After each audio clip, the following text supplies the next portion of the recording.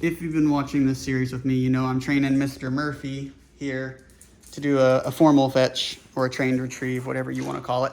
And you might be asking, like, why go through all this trouble? When I throw something in the house, my dog grabs it and brings it back. And you're right, and that's play fetch.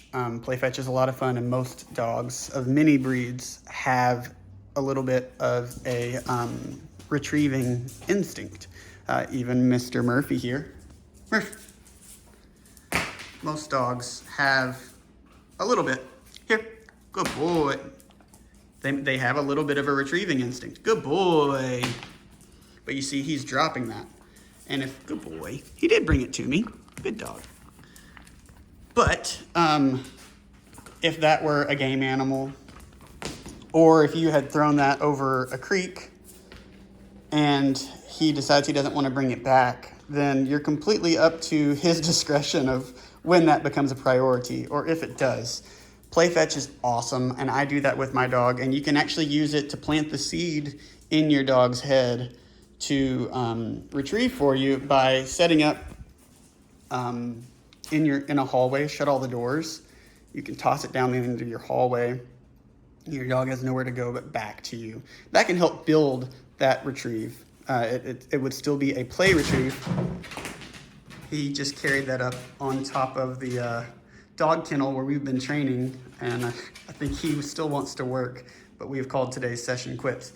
But right now, if I ask Murphy, bring it, fetch, unless you've done your groundwork and you've trained those commands and the dog understands it's no longer an invitation to play or a request, but it is in fact a command, then you're at the mercy of your dog. So for instance, Murphy, kennel, good boy. I'm gonna let out my dog Ranger, who is, a lot of people would say no dog is ever finished, but he's the closest thing I have to a finished dog. What a good boy you are. So I've taught him to present in front of me and to hold it until I ask him to let it go. Out, good boy. I didn't actually even ask him to go grab that, I just realized, but he loves to work. But I wanted to show you something. Ranger, sit. And my in-law's dog was at the door, but I guess he has left. Heel. Okay, so Ranger's he's pretty well trained. Heel. Good boy, sit. So if I wanted a dog, like imagine I had let my in-law's dog out, which was my intention, there'd be a big distraction, and he might want to play with that dog. Bring it. But whenever I decide that it's time for him to bring this back, yes, good boy, out. Good dog.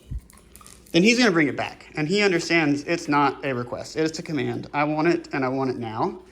And if you looked at his body language, you would have seen his tail is wagging, he wants to work.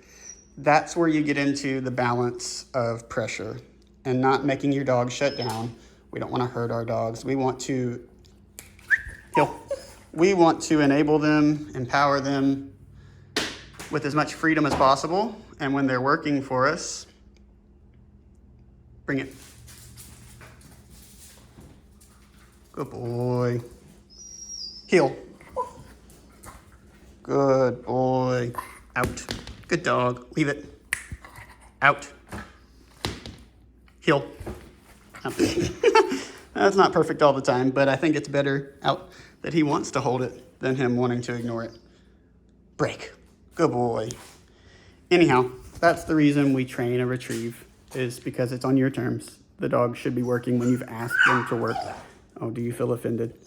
He needs to be rewarded. Anyhow, I just wanted to give some reasoning as to why I'm going through all this trouble. You could certainly work up from a play fetch, and there are a lot of dogs out there that would work from a play fetch and continue working for you, even around distractions. Some dogs are just going to get it, especially those dogs that are retrieving breeds. Anyhow, I guess that's all I got to say.